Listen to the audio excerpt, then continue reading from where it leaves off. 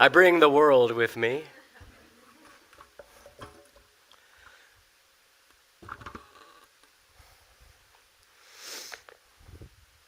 I have one mission in life: make this world a better place. To contemplate such a thing is to wear the hat of a philosopher. And when you get right down to it, that's what philosophers have been doing. From Confucius and Plato to Bob Dylan and Beyonce, time immemorial. She might ask, what am I doing to make this world a better place? Well, I start with the little things, like being nice to people even when I don't want to, and having a smile ready for everyone I meet. But are there bigger things that I can do to make this world a better place? I think so. For the past 25 years, I've been teaching a history course called World Civilizations. It's a survey, a runaway train of 4,500 years packed into 15 weeks. And a few years back, it came to my attention that the textbook I had been using for years had become quite expensive. And I thought to myself, rather than pick another textbook, I would write my own. I'm a writer. I like to write. And over the years, I developed a truckload of ideas concerning the history of civilizations. Namely, how and why we got from early isolated civilizations like Egypt and Mesopotamia to the globally interconnected world we all live in today. I know that sounds terribly philosophical, but let me tell you what I think. In fact, let me tell you all a little secret. For the past 25 years, I've been trying to convince my students that making this Earth a more globally interconnected planet is a good thing, something to build upon, to preserve, to cherish. But what to call this? I think globalization works really good. And you know, the world, it goes round and round. So what is globalization? It is a misunderstood concept today, and to call someone a globalist isn't exactly to pay them a compliment. But I wear that hashtag proudly and with purpose. But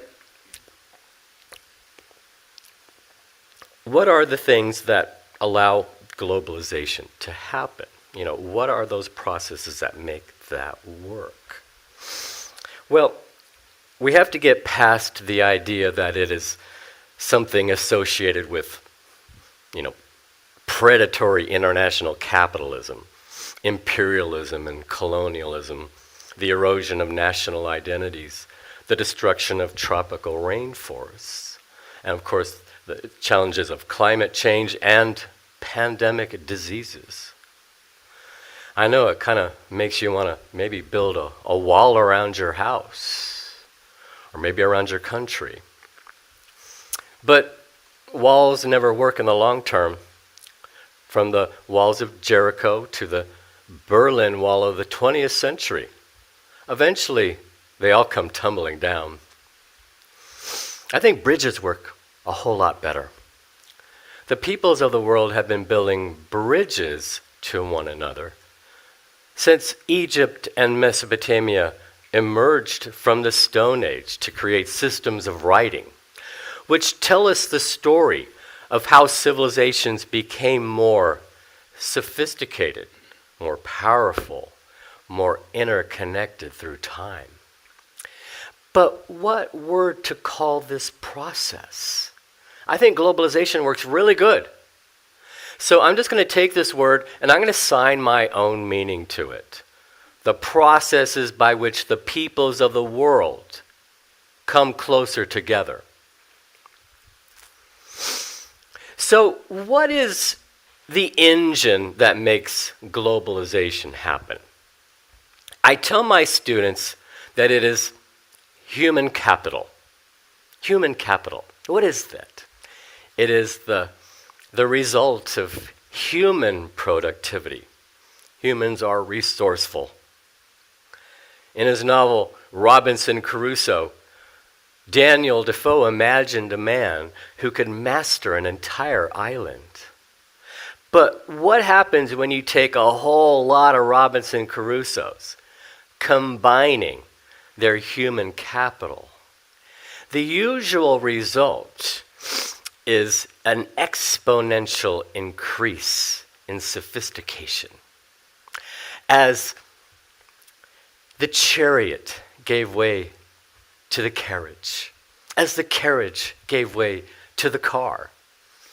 And I've been waiting impatiently since a kid for the flying saucer to replace the car. But you get my drift.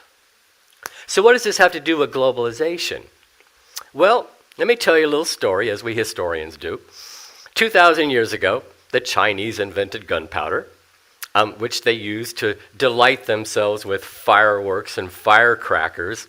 It didn't occur to them to use it to power firearms, but China was the eastern destination of the Silk Roads, which traversed Asia from the Pacific Ocean to the Mediterranean Sea.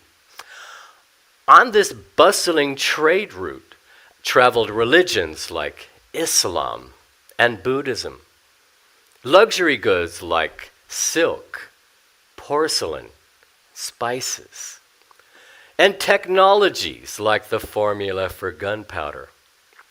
It was the civilization of Islam that came up with the idea of using gunpowder to blast large cast iron balls out of cannons, which they used to blast down the walls of Jerusalem and Constantinople.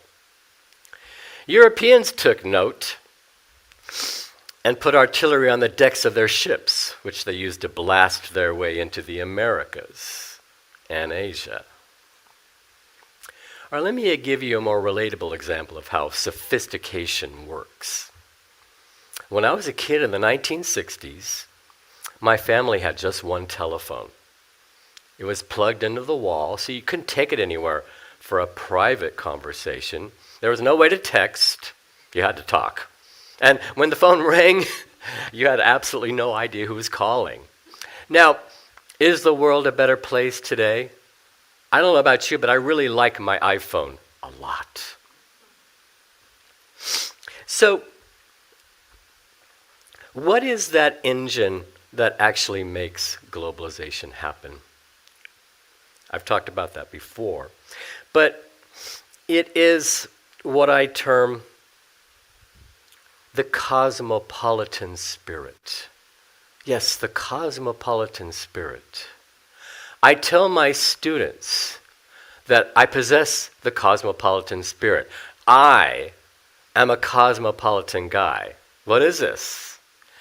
It is a willingness to interact with and learn from people who are different from yourself.